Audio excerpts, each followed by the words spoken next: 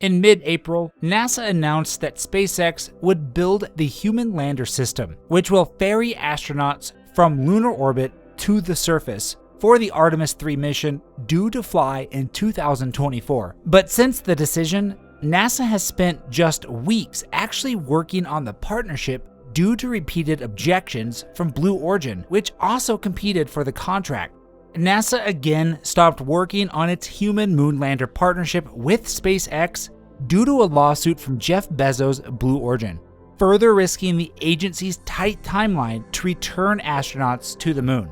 After an independent government agency rejected Blue Origin's first complaint about the contract, the company then sued NASA in the Court of Federal Claims, which exclusively hears cases against the US government. On August 13th, the agency has now agreed to pause the project for 2.5 months in exchange for resolving the lawsuit by the end of that window. NASA's Artemis program to return astronauts to the moon is built on partnerships with American businesses as the agency continues the model with the programs affiliated with the International Space Station.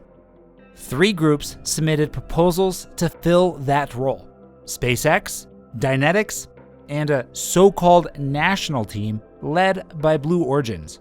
Many expected NASA would select 2, as it did for the space station contracts. Meanwhile, spoiler alert, Congress allotted significantly less money for the program than NASA had requested, $850 million compared to more than $3 billion. So NASA only awarded 1 contract, and only to SpaceX, which had made the smallest bid and planned to adapt its already in the works Starship vehicle and Super Heavy booster for the job. Blue Origin and Dynetics promptly asked the Government Accountability Office to review NASA's decision, forcing a pause on the project, and that very office on July 30th announced that it would let the selection stand.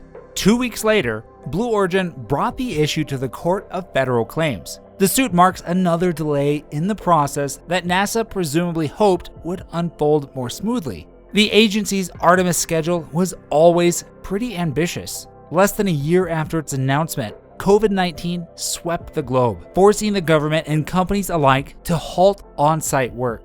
Other vital pieces of the program have also faced quite a few delays. NASA's SLS rocket's crucial Green Run test series ran slow, and the final installments required 2 attempts.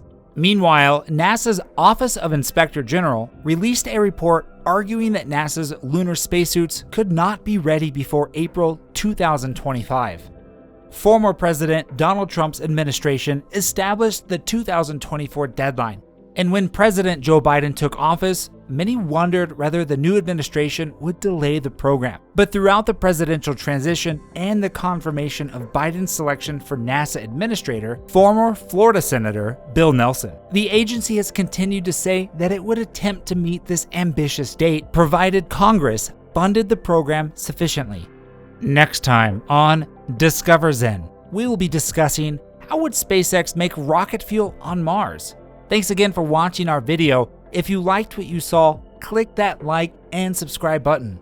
Let us know in the comments below if you think Blue Origin is right or not.